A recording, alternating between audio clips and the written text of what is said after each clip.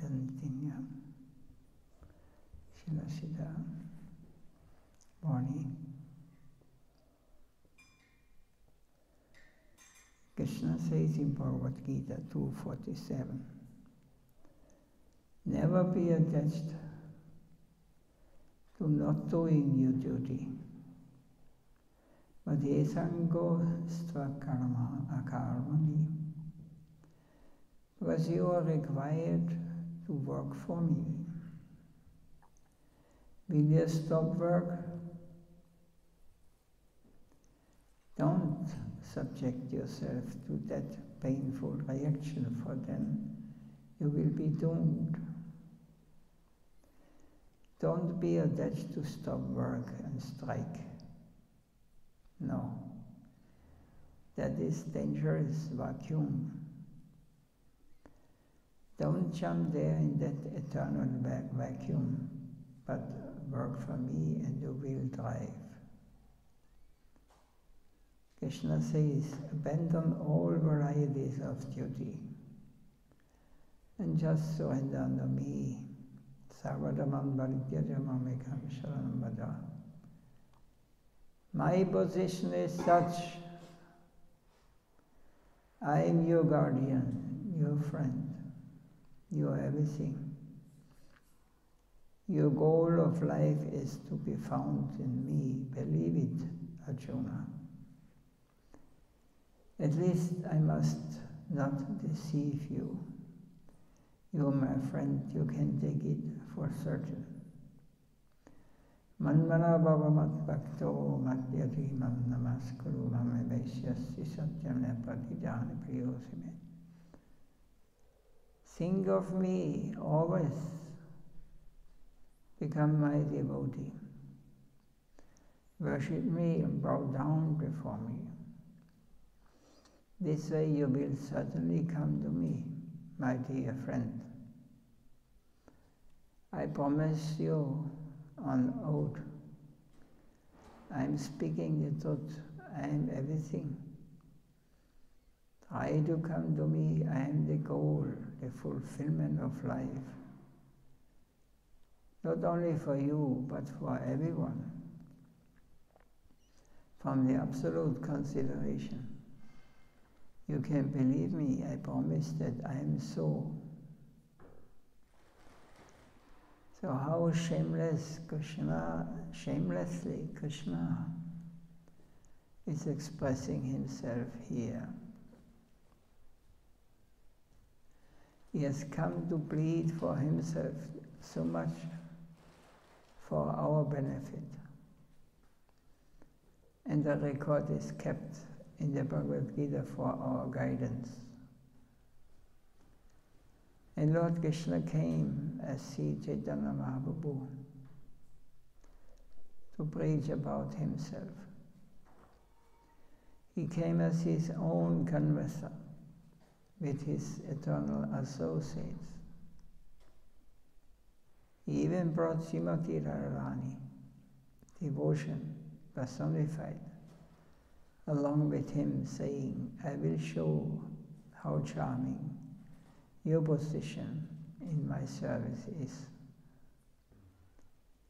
How beautiful and dignified the devotion of my other half can be. So come along with me. And Baladev has come as Nityananda to canvas, and Vrindavan has come to canvas itself in Navadvip. So we are most indebted to the canvasser, especially when Krishna himself has come to canvas and to show how beautiful, how magnanimous and how sacrificing divine love is.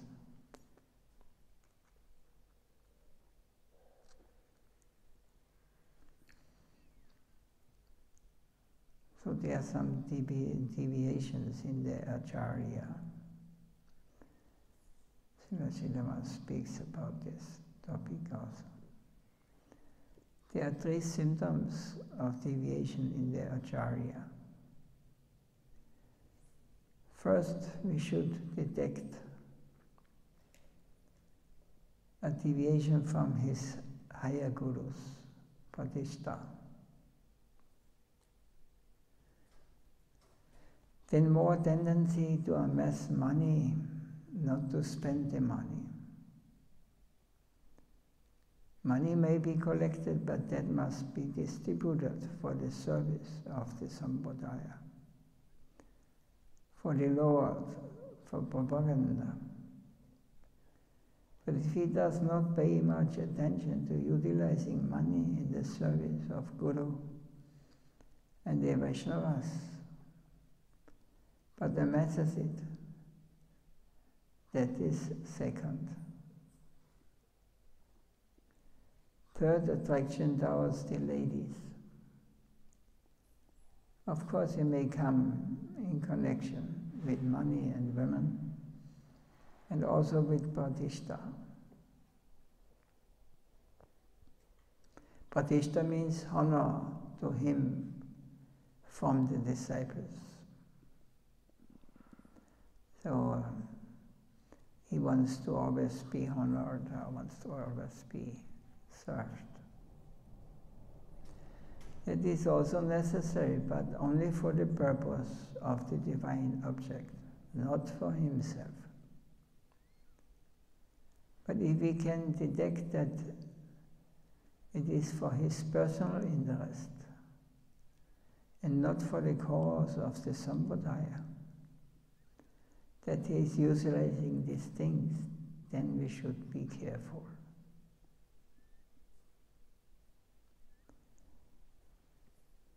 Srila Prabhupada Bhakti Siddhanta Saraswati used to say that religion is but proper adjustment. In the celestial Goloka, it is possible to have the finest and the highest from the form of adjustment. The cause and effect are not intrinsically associated there. It's a free world. By means of divine love and radiantly divine service-centric life, one can have entrance into that highest world. It is not just a story or history, but the pure, sublime, infinitely superior promise of existence. Ateshu apya jnana swarad. Theoretically, the same thing exists in this terrestrial plane, if seen from that point of view.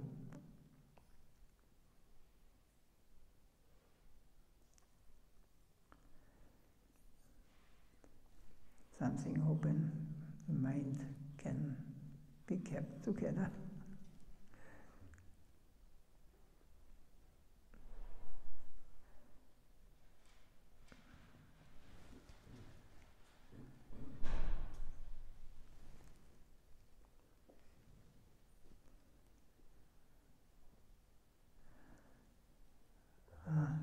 Yeah. Point, could you explain it a little bit more? What, last point? Yeah. I did not understand. Means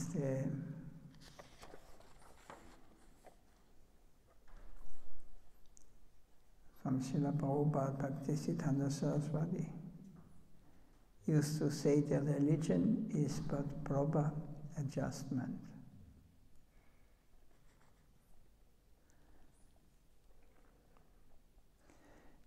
So, proper adjustment means that we are taking the position who is actually our original. We are part and parcels of the Lord, and if we want to be a personal experience, then we have to accept that he is a person also. So, according to our realization or our goal, what we are we have to adjust ourselves to the proper level.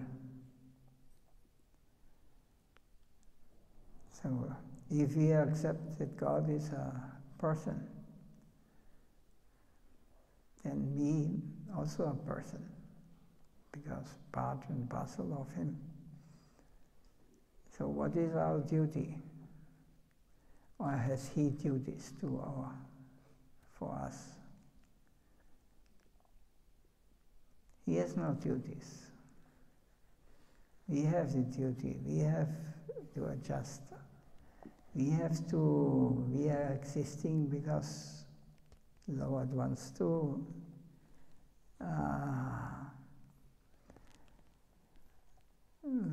enjoy, and He's given us free will, and we misused it, and that is because this material world is created. So now we have to come back to adjust ourselves to the real purpose we are existing. In the celestial Goloka, it is possible to have the finest and the highest form of adjustments. So in the transcendental plane, we have the highest form of relation to Him, absolutely pure. There we cannot cheat, we cannot hide, we cannot, everything is absolutely pure. The cause and effect are not intrinsically associated there. It's a free world. By means of divine love and radiantly divine service, centric life, one can have entrance into that highest world. So these are the conditions. By means of divine love and radiantly divine service, centric life, one can enter into the highest world with this attitude of serving, of pleasing the Lord. This is our duty, and it will never change. And if we think, no, why should he enjoy? It is for me also. I want to enjoy.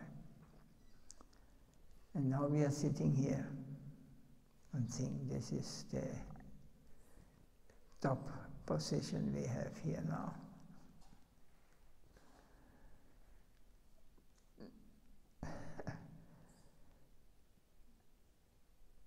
So we have to accept that we are meant for His, because He gives us the possibility to be active, give enjoyment to Him in so many different forms. So this is not just a story or history, but pure, sublime, infinitely superior promise of existence. Ateshu api gyasvara. Theoretically, the same thing exists in this terrestrial plane. If seen from that point of view,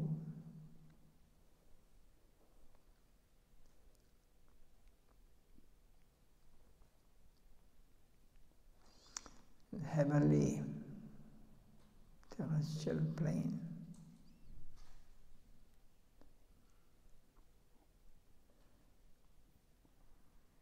Yeah, could catch. Yeah, I could get to the point that the heavenly terrestrial plane is similar. I could understand. Theoretically.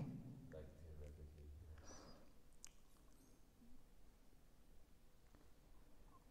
So the same thing exists in the terrestrial plane, means on the mundane.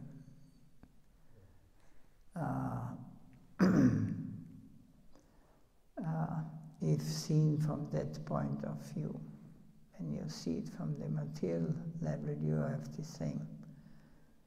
But there you are not the object of the enjoyer. You are not the enjoyer. That is the difference, and that because of this we are fallen.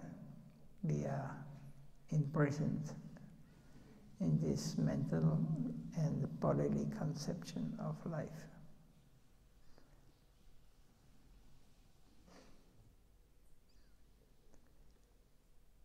Srila Bhaktivinoda has written, Yedine krihe, bhajana teki kihete gologa boya. If we enter the world by means of such realization, we too will be able to witness those things. Our sacred key is the divine consciousness. So adjust yourself in that divine way. This is the art, you know. This one cannot artificially imitate. Sacred key is divine consciousness, so adjust yourself in that divine way. Divine consciousness means I am always depending on His mercy.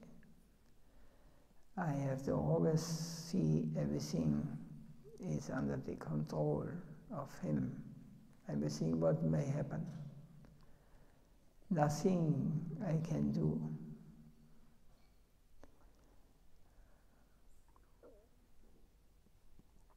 So we have to adjust ourselves in that divine way.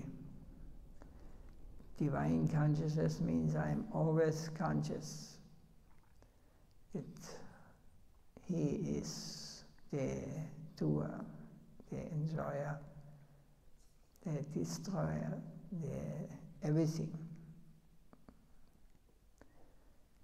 Srila Bhaktisiddhanta Saraswati wanted to give us that world where everybody is divine and worthy of worship.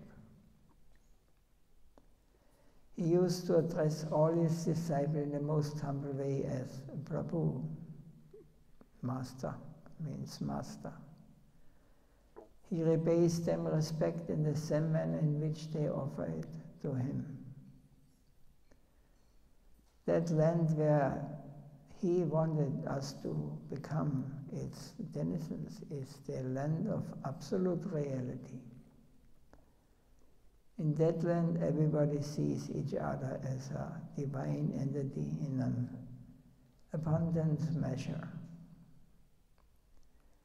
This is the very nature of the world. When Lord Krishna gave a building to Sudama, he received it with his ever-service-centric mindset.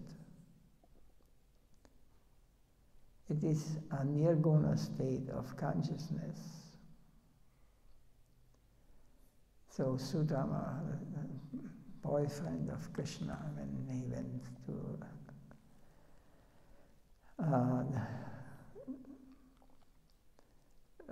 while living under the guidance of his guru in Vrindavan. So he became very poor, and they had nothing to eat. So he thought he will see Krishna. And he took a small bag of rice under his arms. Not very good quality rice. They wanted to give him as a service. But then he saw Krishna, how he lives in Dwarka, how opulent, then he did not dare to give him this rice. But Krishna knows, so he took it from him. He said, give me, you have brought this to me. And he ate the raw rice. So after they lived some time together and had a remembrance of their past activities, he left. When he came back to his home, he received a house building. So he received that with his ever service-centric mindset. Means in a service mood, service-centric mindset. He was always, he did not want to go, but his wife sent him to Krishna. He did not want to ask anything. He did also not ask, but Krishna of course knows.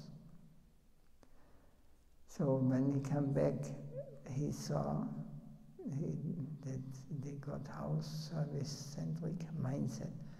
But he never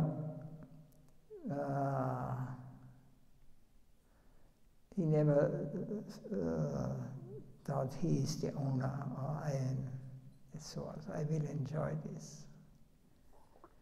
It is a nirguna state of consciousness. Nirguna means, guna means rajas, tamas, sattvic. And nirguna means it is not under the influence of tamas and rajasic, and also not goodness. He is neutral. Whatever he got, he accepted, and he sees everything in the everywhere, and everything is the mercy of the Lord. So in a nirguna state of consciousness, a sort of position where external conditions cannot stake any claim whatsoever on it. So when one is on the nirguna platform, a sort of position where external conditions but cannot stake any claim whatsoever on it. Just like we are, when we are real devotees, want to become real devotees. Krishna gave so many things in this. But if someone says, this is mine, or it's for me, then all purity is gone. Then Maya enters. It is everything Krishna's, everything he did. Everything was given by him.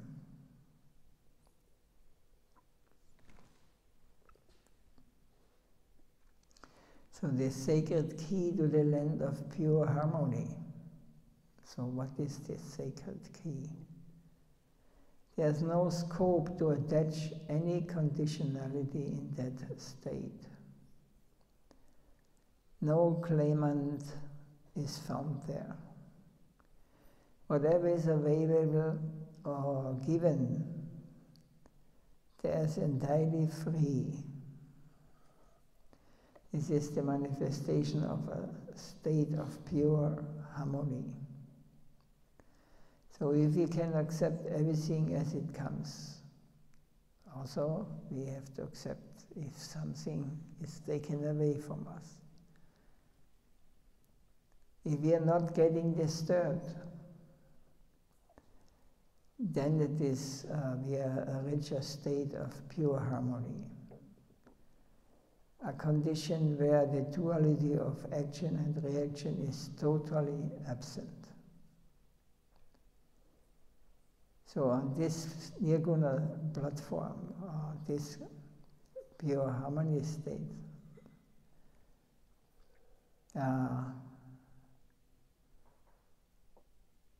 there is no action producing any reaction, whatever we may do, because it is transcendental action. It is not, has no influence on our,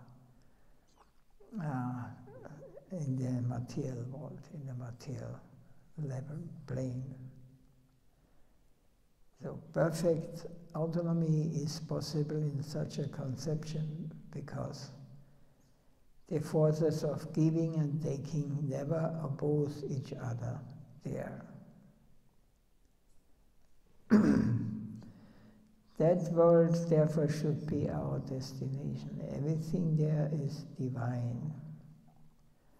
There the master sees his servants as divine entity and reciprocates his service in the same way as he received it from him.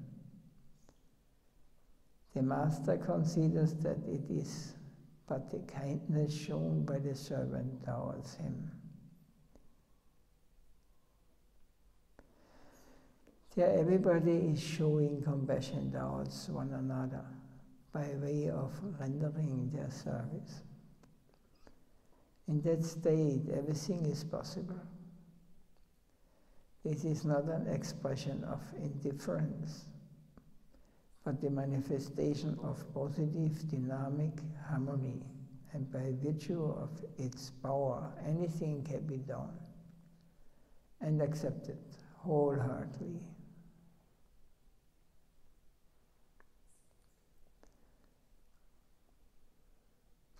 This is knowledge actually not usually spoken.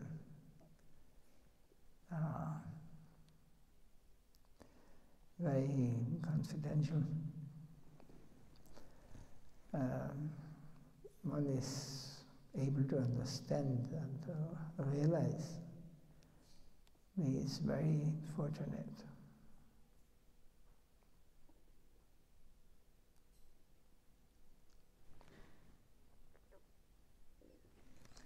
Anything to say or any question?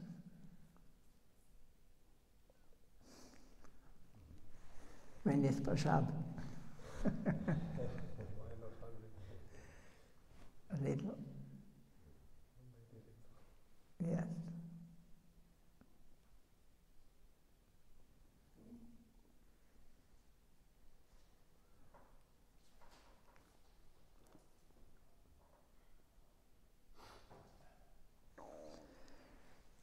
So I think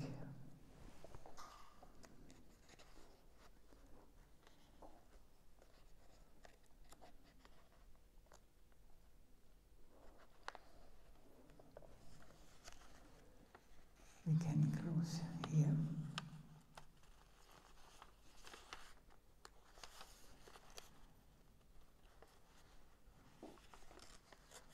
Oh.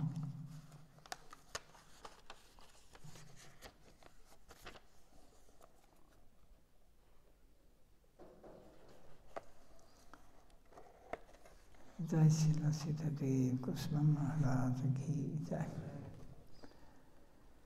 Jai Srila Gurudev Nitya Lila Bhavistam Vishnupada Paramahamsa Acharya Stata Sasi Srimad Bhakti Vaibhav Puri Goswami Maharaj ki Jai. Nitya Gaur Premanandi Radha Bhakti ki Jai.